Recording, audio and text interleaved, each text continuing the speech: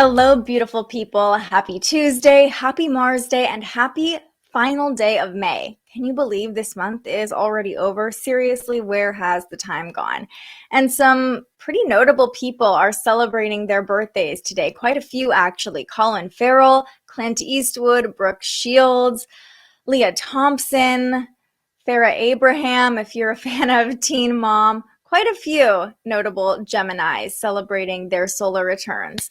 Full disclosure, we are not live today, not on this channel at least. Actually, this is a pre-recorded quick breakdown of the transits because I am live on the local news this morning to promote Goddess Night Out, a local event here in Sacramento that myself and a couple other wonderful ladies are putting on every month under the full moon. But I wanted to make sure I still had some guidance for you, for those of you who like to start your morning taking a look at the transits. So we're going to do a quick 5-minute breakdown of the energy of today.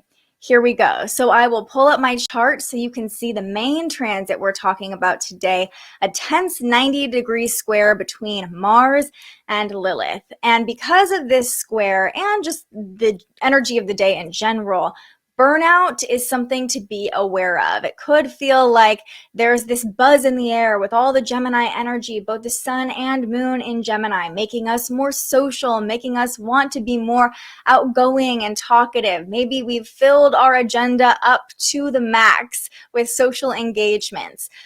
Well, today you're really going to want to listen to your body. So Mars is in Aries, its home sign, and it wants us to keep going, doing. We have so much motivation, stamina, vitality, making us want to push forward. And this is a very masculine energy with Mars in Aries. Meanwhile, Lilith in Cancer, as you can see on our chart over here, these two lock into a 90-degree angle at 5 degrees in Aries and Cancer. Lilith in Cancer is all about bodily autonomy. We talked about this a few weeks ago when Lilith moved into Cancer. So if you're curious about Lilith, go back and watch that video. But Lilith in Cancer is in the sign of the divine feminine, and it's all about women's bodies, to be honest, and bodies in general, how they've been oppressed, ways that they've been ignored or not listened to. So we have Mars wanting us to push forward in this very busy mental energy with all of the Gemini happenings. And then Lilith in Cancer could be sending us bodily signals to slow down or pay attention to our own needs, to what our body is craving right now. And so this could create some tension or some burnout. And how this could express itself is through aggression, rebellion, anger. Lilith is often referred to as our inner bitch.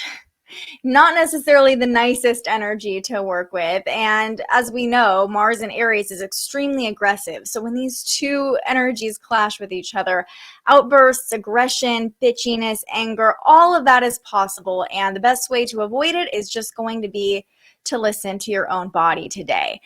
This same message is carried out through our moon transits as well. The moon is in Gemini, as you can see here, and the Gemini moon keeping us very outgoing, social, busy, but by midday, the moon is going to harmonize, forming this 120-degree trine with Saturn in Aquarius, and at the same time, it's going to square off to Neptune in Pisces. This is going to feel like an involuntary pumping of the brakes. If you don't want to slow down, the universe might create a slowdown for you through confusion or just through your body needing a nap. Like this would be a great day for a midday nap. When the moon and Neptune clash in this way, in this 90-degree angle, it creates that fogginess, that sleepiness, and the moon and Saturn connecting helps us slow down and act from a place of maturity. So like I said, a nap could be a great way to navigate this energy and replenish your body and make sure you're not getting to that state of burnout today.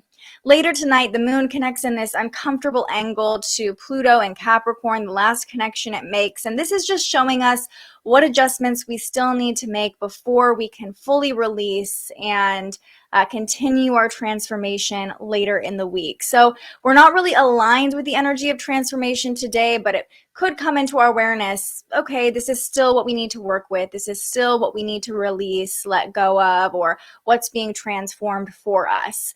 And then The moon has a homecoming, moves back into its home sign of Cancer at about 11 p.m. Pacific time. So when the moon is in Cancer, we want to be around friends and family. We want to be home. We want to feel safe and nurtured. We're more caring and we're more easily accepting of nurturing as well. So this is a time to get back to your comfort zone and to return to your own body, return to your own emotions. The universe might force you to do so even before the moon moves back into Cancer, but over the next couple of days, it's really a chance to tune in, check in with your body, see what it needs, and see how you can better serve it so you can keep going along this Gemini season, executing all the ideas, being that social butterfly that you feel like in Gemini season, but making sure your body is taken care of first. So that's today's astrology forecast. Now let's go ahead and pull a quick card from The Universe Has Your Back deck by Gabby Bernstein and see what final message needs to come through. What do we need to know? There's my 5-minute timer.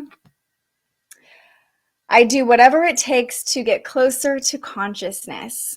I do whatever it takes to get closer to consciousness. Sometimes the best thing we can do to get closer to consciousness is to give ourselves a break, to give ourselves a rest, to take a beat, to slow down, to gather our thoughts so we can continue to move forward in a clearer, more conscious way. So sometimes rest is exactly what the universe is ordering us to do, and that very much could be the case for you today. If this video was helpful for you, please go ahead and like and subscribe to our channel. We're slowly but surely getting closer to 1,000 subscribers so we can finally monetize this channel, keep these videos coming to you for free. If you're like me and you're getting tripped up by Mercury retrograde, there's still a few more days that I'm offering mini Mercury retrograde readings. You can learn more about those at the link through that QR code or down below. And whenever I see you next, wherever you are, I hope you have a beautiful Tuesday. I will be back live tomorrow morning to continue talking about a lot of this Lilith activation. Spoiler alert, we're talking about Lilith again tomorrow. So if that inner bitch doesn't come out today, she still has a chance tomorrow. I can't wait to see you all live in the chat tomorrow morning. But until then, stay curious. Thank you so much for joining us and aligning with the energy of the universe today. If you enjoyed this morning's episode of Transits Today, you can join our live astrology discussion every weekday morning right here wherever you're watching. And head to thespiritualjournalist.com to read your daily astrology forecast and browse the Spiritual Shop. The most fun way to help keep these forecasts free and support more content like this is to buy yourself a little something on our website. But if you're feeling extra generous, you can also buy me a coffee to fuel future live streams. Just tap the link in the description or head to buymeacoffee.com and search The Spiritual Journalist. And speaking of, you can also tune in to The Spiritual Journalist, our weekly live interview where we ask our guests questions about everything from crystals and manifestation to mental health and the environment. Those conversations stream live right here wherever you're watching now every Tuesday. I'm so grateful you found us here, and I can't wait for our next conversation.